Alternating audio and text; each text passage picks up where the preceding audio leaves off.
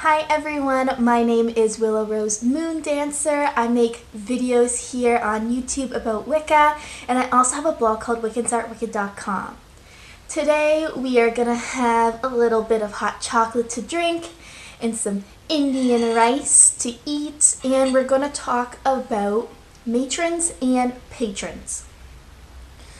So, just a second, let me get situated. I don't have a table here, so there we go.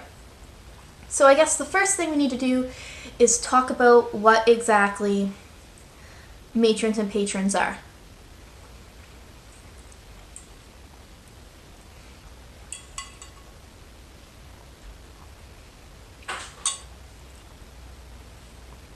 So your matron is your main goddess or goddesses in your life. This could be in your whole life or just in certain portions of your life. And then your patron is the exact same thing, except it's for your main god or gods. Some people only have one matron and patron, and then some people have multiple.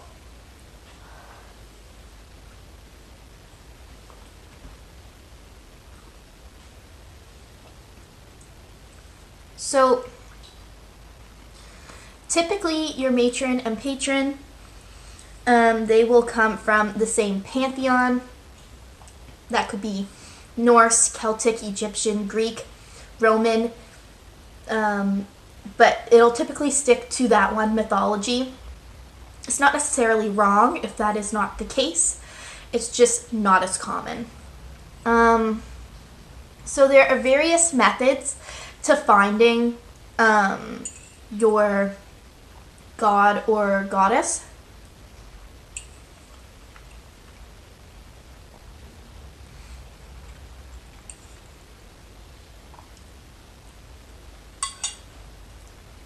So firstly, they can find you. So they can find you and then give you signs that they're there. These signs could be symbols about them or through animals. So say that your matron is Hera. Maybe you'll start seeing various things that pertain to her. So maybe you'll find that you're having a lot of conversations about marriage or children. Or maybe you start seeing lots of signs of peacocks. So maybe you see someone wearing a peacock brooch, or maybe someone gifts you one. And maybe you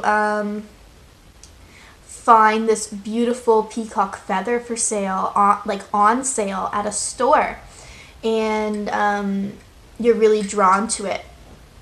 Various things like that. You could also have dreams or visions of them. Now, these dreams or visions could be of them in a humanesque form, or they could be coming to you in like a completely different form, like as an animal or something like that in your dream.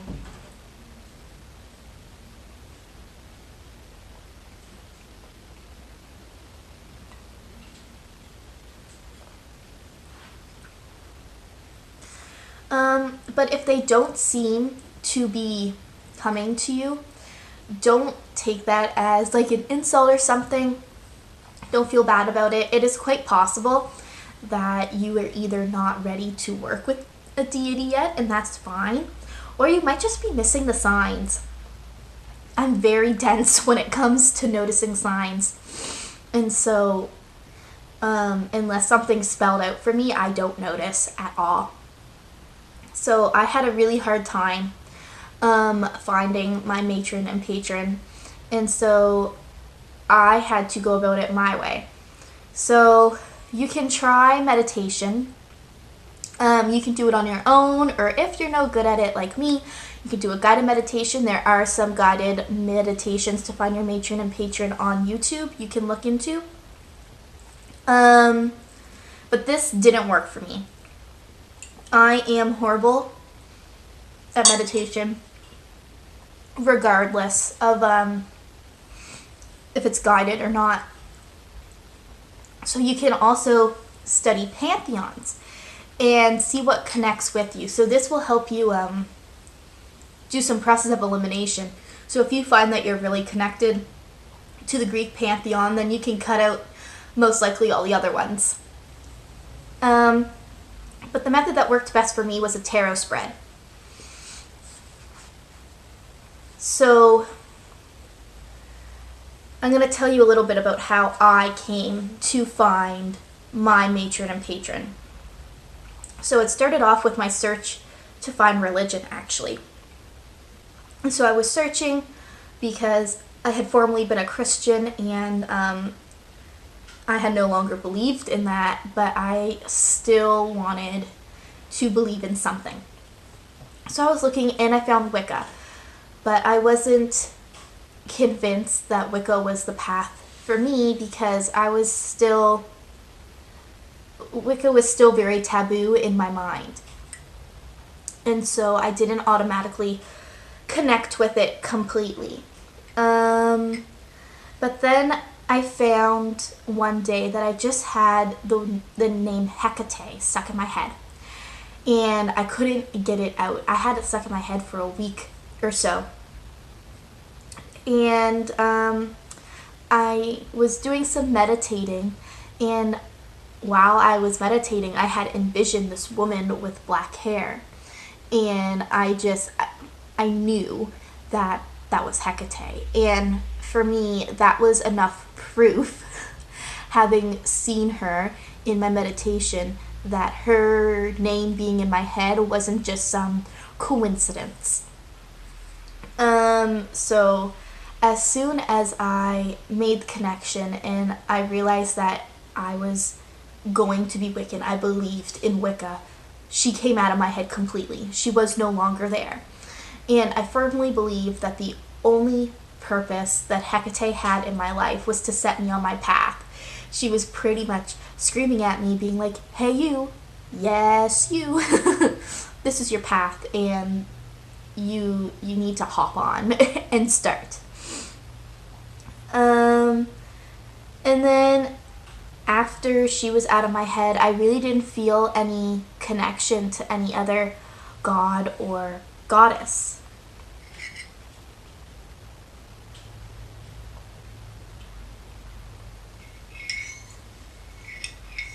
Now, due to having been part of the Christian faith, I was very turned off from the idea of a male deity at this point. So I was only really interested in finding my matron. I was not interested that much in finding a patron. So when I realized that they weren't coming to me, I figured I would just go to them. And I found a tarot spread online, on YouTube actually. And I did it. And it helped me find Gaia, which I realize now at this point was a coincidence, and I will get into that. But it didn't really, I didn't connect with any of the other deities that I had found through that spread. And if anything, I was even more confused because when I first did it, I didn't get any men. I just got females. And even though I wasn't super interested in being connected to a male deity, I knew that there had to be one somewhere. So then I jimmy rigged this spread myself. So I would only get males to see which males were supposed to be in it. And then I got Odin, which made no sense because I follow the Greek pantheon and not the Norse one. And I mean, it can happen that you have a little bit of a mix, but it didn't feel right.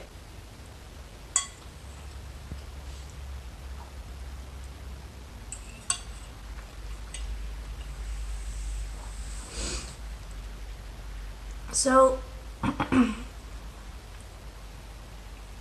I did an interviewing my deck spread, which I believe is on my blog, which I will leave a link to in the description, only to find out that my deck doesn't connect with the divine.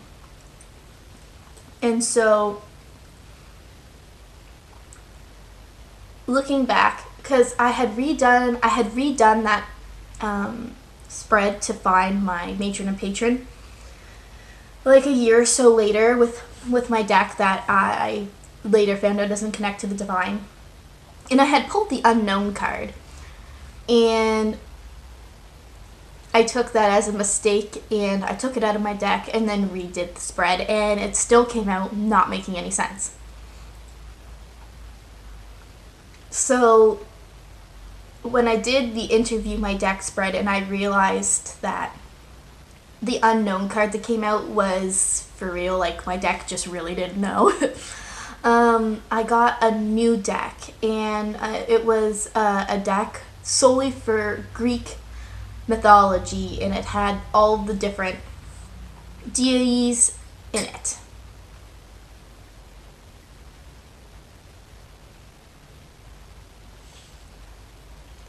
So I did the spread using my pendulum and the new cards, and I found my deities. There was 5 of them.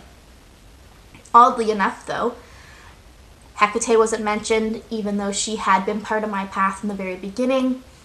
Gaia wasn't mentioned, even though I firmly believe she was my matron.